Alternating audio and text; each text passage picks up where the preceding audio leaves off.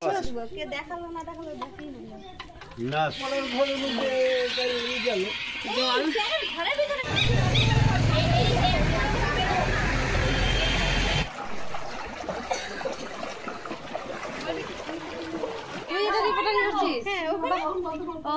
আমার ছেলেকে আগে দেরিতে বেরোতাম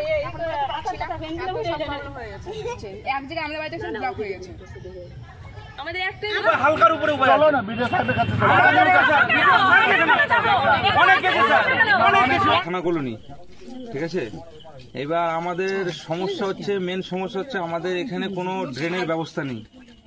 গত 10 বছরেও কোনো নেতা মন্ত্রী এখানে কোনো ড্রেন করতে পারলো না।